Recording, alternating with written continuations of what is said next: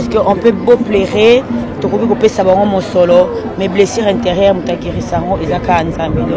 Tozala qui déjà n'a une fête de mariage qui était prévue depuis et il fallait qu'il peut tout répondre à la fête ou à un mariage et après au bazin na makasi ba sister qui n'avait mortuaire biso ba Tozala été c'est pourquoi tout s'est présenté na temps. Yakoko c'est notre vieux aîné na biso et voilà biso déjà tu répondre ngayo ce qu'on a mutakala ngayo ti bozonka na kadi akado za mutakala te mais to yé pour les Yakoko bo salango polémique te respect que abandako pesa ngai état que metteur en scène. Voilà, merci beaucoup.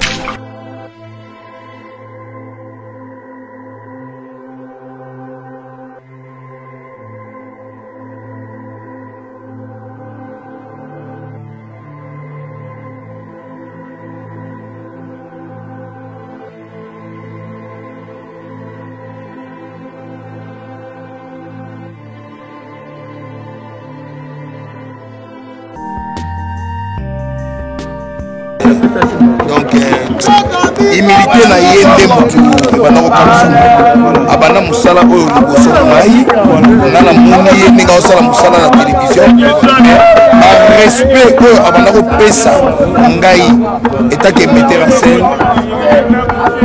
Voilà.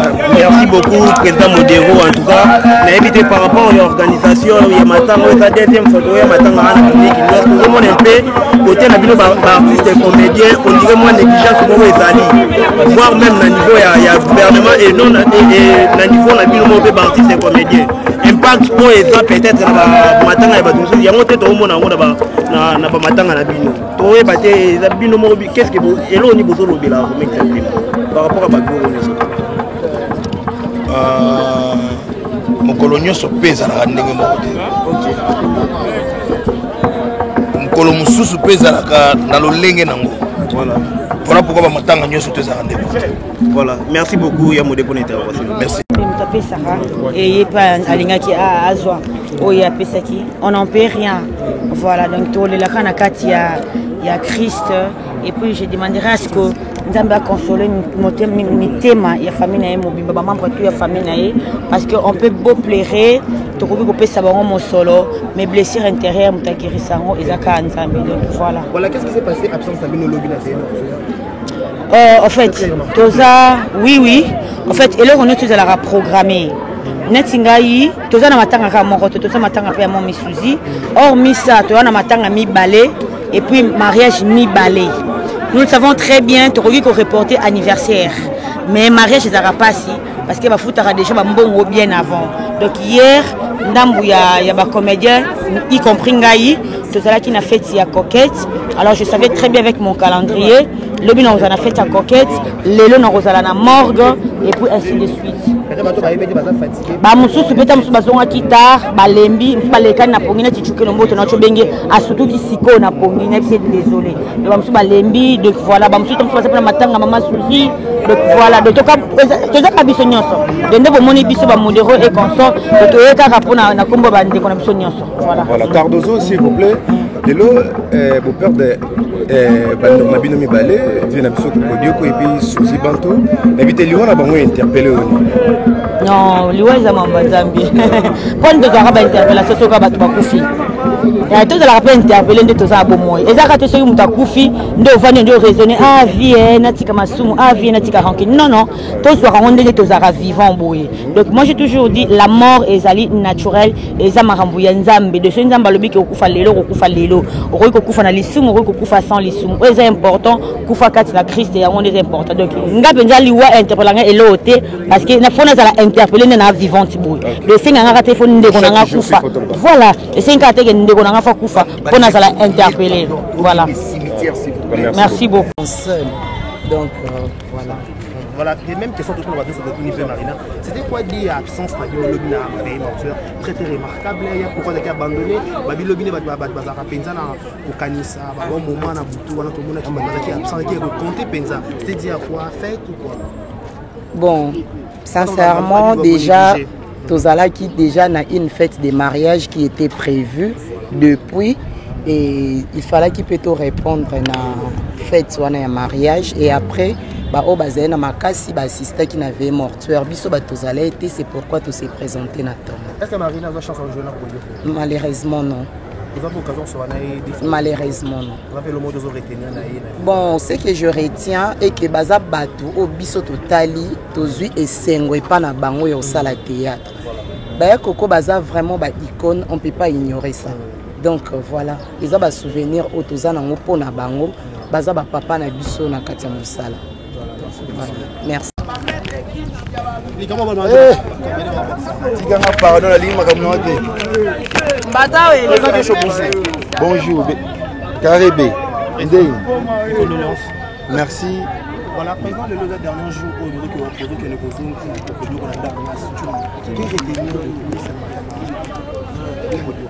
bon, la mort déjà, ça nous enseigne, ça nous interpelle. Il y a Coco Abeli Mingi. Boébi, Lélo, nous avons décidé que Azoye. On ne peut que lui rendre ces derniers hommages. Hein, pour rendre hommage, plutôt que nous tirer la dernière demeure. Et puis voilà, donc, Boébi nous a éprouvé. Tout fait tout le matin à mi balai, Léo de Koundé Coco. Et puis la semaine prochaine, cette semaine déjà, c'est à Suzy Bant. Donc voilà. Ça fait polémique. Mais c'est quoi absence je ne saurais pas parce que peut-être les gens sont empêchés. Moi déjà, nous représentons les artistes. Tout la commission, tout le monde président, tout le monde président Modero, tout le monde Cardozo, Marina Ngoya, Zaplasona. Nous représentons quand même les artistes. Ça ne doit pas faire un sujet à polémique. Hein. Donc nous sommes tous des artistes, peut-être de côté connaître l'empêchement chinois. Hein, donc voilà. Et puis bon comprendre que je suis un peu fatigué. Moi aussi j'étais à la fête. Après on a Kenda qui veut mortuaire, les le sunaï. Donc mais nous ne voulons pas tout créer si j'ai moi polémique. Non. Il y a Coco, c'est notre vieux aîné Nabiso. Et voilà, biso de tu ko répondre. Ngayo ce qu'on a mutakala. Ngayo ti bozonka na kade akadoza mutakala te. Mais to yé pour les laya Coco. Bo salango polémique te. Hein? Autour de la mort, surtout de créer si je me trop polémique, ça nous crée trop de problèmes. D'accord? Donc tu comprends que les laya Coco madame, n'est-ce pas? Tu les laya Coco et puis tout se passe calmement. Tu que na place des artistes et puis que notre cahier na dernière demeure na voilà. Merci. Je t'en prie. Ouais. S'il vous plaît. Comment c'est comme si c'est comme si non, ça dépend de l'heure parce que Awa recueillement à décembre Awa c'est par rapport à l'heure. Après il y a un petit Coco challenge sous tout là. Donc bis on a 9h. On a vraiment débordé l'heure hein et puis ici tu place des artistes c'est tout à mon avis tu place des artistes après tu cimetière voilà. Merci. Je vous en prie.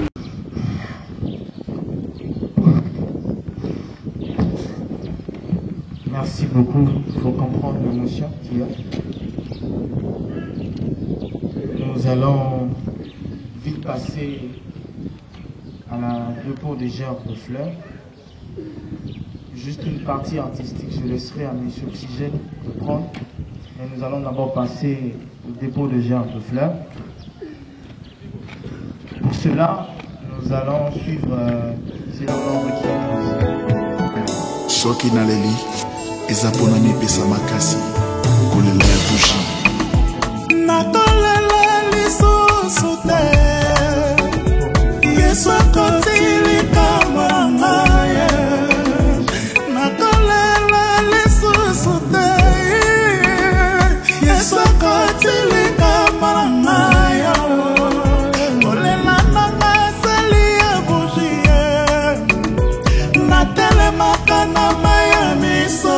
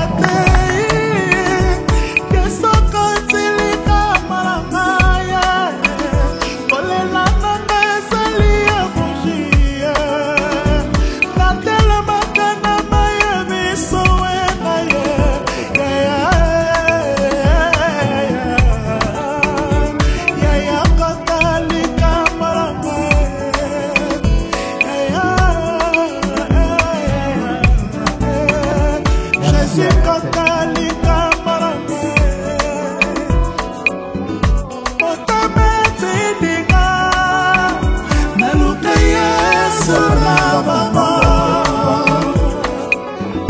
motema matindinga naluka Yesu na mama naluka Yesu na mama naluka Yesu na mama naluka ya bisika nise naluka Yesu na mama motema tindinga naluka Yesu na mama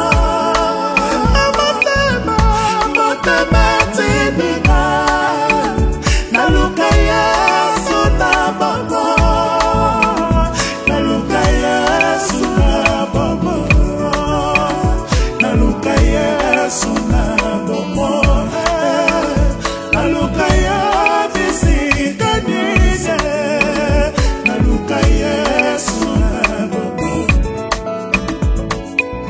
natambala kina bese kwa mokili nasuyela sate natambala kina bese kwa mokili nasuyela sate yamona songi epana yo pesa kavala yamona songi epaina ya naluka Yesu na motema tindinga naluka Yesu na mama motema tindinga naluka Yesu na mama naluka Yesu na mama naluka Yesu na mama naluka Yesu naluka Yesu na mama nakabeli ya bolenga nanga ya napesi ya libota na anyoso ya nabosingo ya motema na yekosopa nyoso yana papa nabosingo ya motema na yekosopa nyoso yana ndeko na ngai ozali kosambela na chambre oyo azali kosambela na salon nalingi nabetela o lisolo moko ezalaki mokolo moko koba na aigle basalaki connaissance bazalaki bameilleur ami mokolo mosusu koba ebisi aigle nakoya kotala na ndako na yo aigle abandi koseka alobi ozalaka rapide te yo ozalaka na se etikanga na yaka kotala yo koba ebisi alobi okokutanga na ndako na yo aigle alobi nabeta tour kotala koba nzoka koba asalaki stratégie abisi mwasi na ye ambale ngai lokola kado soki aigle ye yebisa ye natikelaki ye kado na bimi moke azwa yango nafungola yango kaka na ndako na ye mokolo wana aigle azalaka mayele mayele na ye esilaki azwi kado amemi yango ntina ndako na ye abi nafungola ntango mosu eza eloko ya kitoko afungola boye amoni koba abi mpo ani osali boye alobi makasi na yo ezali kaka mapapu na yo te makasi na yo efo ezala moto na yo moto nyonso amitiki epai esumasiya moto nyonso amisopi na bozindo epai esumasiya aza na mayele koleka bato oyo baza na mbongo aza na mayele koleka bato oyo basilisa baklase aza na mayele koleka bato oyo baza na bozwi nyonso ya se haleluya bapesani motema na ndako ya aigle likolo na ngomba nakabeli yo bolenga elanga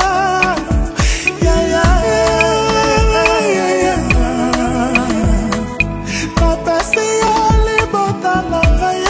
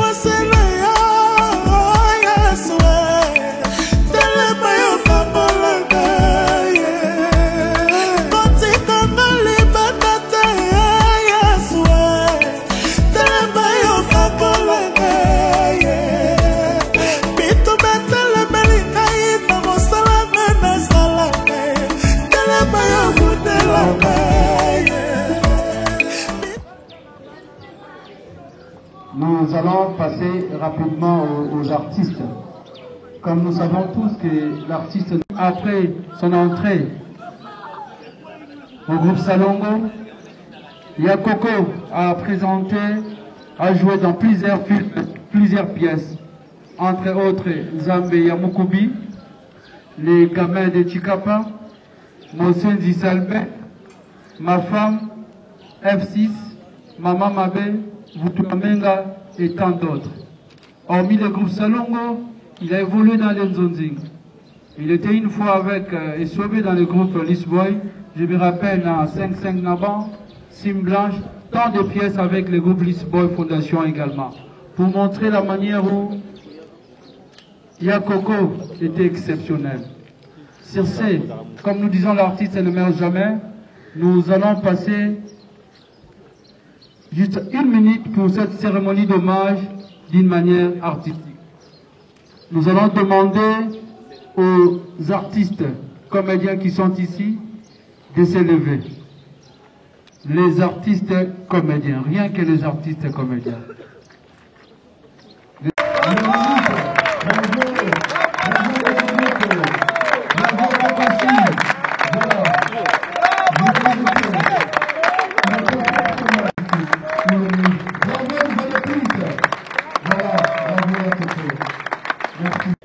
Nous allons passer le micro pour le mot des artistes au président de l'Association nationale de théâtre populaire et cinéma, l'ANTPC en sigle, le président Massoumou de J'espère, vu le temps, qui sera tellement bref, peut-être pas au-delà de 3 minutes. Merci. Merci. Mesdames et messieurs, que dire encore de plus en ce moment où nous allons accompagner notre collègue à sa dernière demeure. Mais l'essentiel, je pense que Kokosé a pu faire ce qu'il fallait. C'est-à-dire que dans la vie, lorsque vous entreprenez de faire quelque chose, il faut arriver jusqu'au bout. Mais pas nécessairement jusqu'au bout. Il faut surtout marquer sa présence. Et bien Kokosé a pu marquer sa présence dans ce monde des arts, un monde où c'est plein de...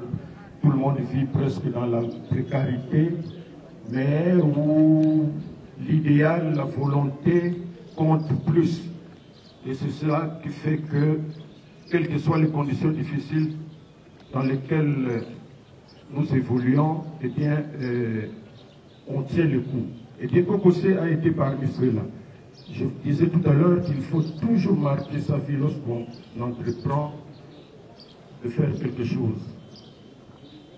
Kokosé s'est fait distinguer parmi les étoiles qui brillaient en son temps dans le groupe Salongo. C'était pas facile de faire sortir sa tête. Mais Koko a pu le faire et il a pu être adopté par le grand public. Et je vous demande de l'applaudir très très fort, s'il vous plaît.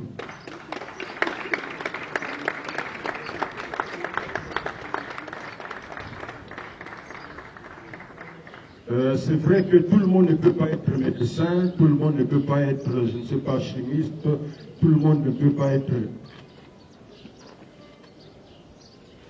avocat ou politicien, mais il y en a qui ont choisi une voie un peu plus difficile, c'est la culture et le théâtre. Koko est donc à féliciter. Koko a été parmi nous, il a connu de haut et de bas, puisque dans la vie de quelqu'un, il n'y a pas que de haut. Il y a aussi le bas. Et il faut s'y attendre. Dieu sait lui-même comment il aiguille la vie de chacun de nous. Comment il oriente la vie de chacun de nous. Donc nous n'avons vraiment pas de commentaires à faire, si ce n'est que remercier le bon Dieu qui nous a donné un artiste qui, heureusement, même si en ce moment nous passons des moments de douleur, mais notre joie est que Kokosé devient immortel parce qu'il a laissé ses œuvres. Donc c'est un grand avantage pour les artistes. Encore une fois, merci. Et nous ne pouvons pas clore notre mot sans dire quelque chose à la Fondation Denis Nakero qui a décidé de prendre les artistes comédiens en charge du côté santé. Ce qui fait que nous, artistes comédiens, pour la plupart, lorsque nous souffrons, lorsque nous sommes malades, quelle que soit la maladie, eh bien, nous trouvons toujours un accompagnement de la Fondation Maman Denise Nakero. Et notre collègue Coco a pu bénéficier de tous les soins qu'il fallait. Je sais que beaucoup spéculaient, les gens de mauvaise foi, qui voulaient plus faire, je ne sais pas comment on appelle ça, du buzz, et une façon même de se moquer de l'artiste en le publiant un peu partout, faisant croire qu'il était abandonné, tout cela. Enfin, que voulez-vous, c'est la vie de tous les jours. Mais je vous confirme que les artistes comédiens que nous sommes, eh bien, s'il faut aller en dehors du pays pour se faire soigner, et nous pouvons y aller, parce que certains de nos collègues qui étaient dans ce cas-là sont allés à l'extérieur. Encore une fois, je vous remercie. Là, c'était le président Massoumo. Voilà, nous passons de l'ANTPC, qui est l'Association nationale d'aide populaire et enseignement, qui a bien dit que Papa Coco n'était pas abandonné ni par sa famille, qui est une grande famille du patriarche Boukassa. Il y a des personnels culturels que nous connaissons très bien, donc il n'a jamais été abandonné. Nous passons directement au dépôt d'herbes de fleurs. Nous appelons, voilà, nous allons prendre les artistes en général parce que nous courons derrière la montre. L'Association nationale des théâtres populaires et cinéma, le groupe Salon en tête, nous vous invitons pour déposer vos herbes de fleurs. Soki naleli eza pona mipesa makasi kolela ya moshi natolela lisusu te yesu akozilika mama natolela lisusu te yesu akozilika mama kolela asali ya moshi natelemaka na maya miso kolela nanga ezali ya moshi natelemaka na maya miso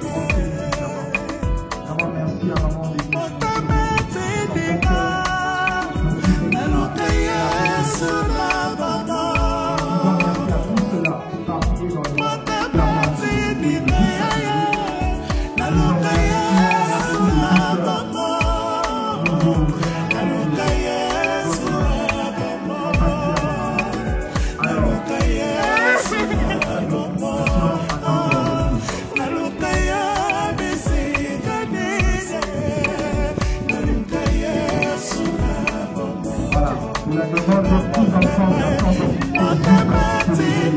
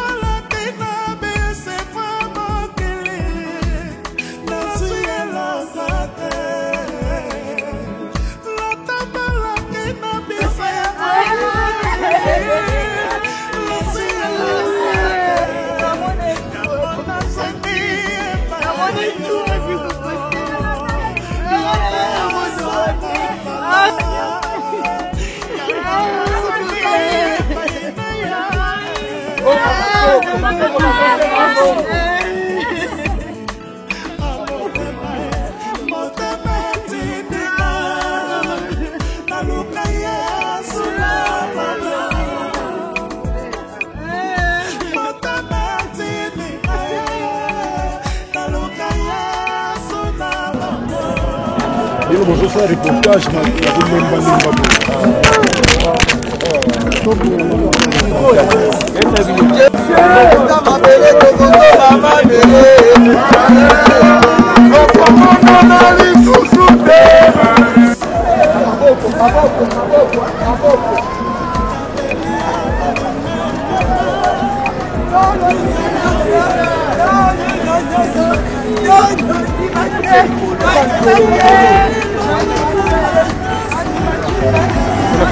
Gracias.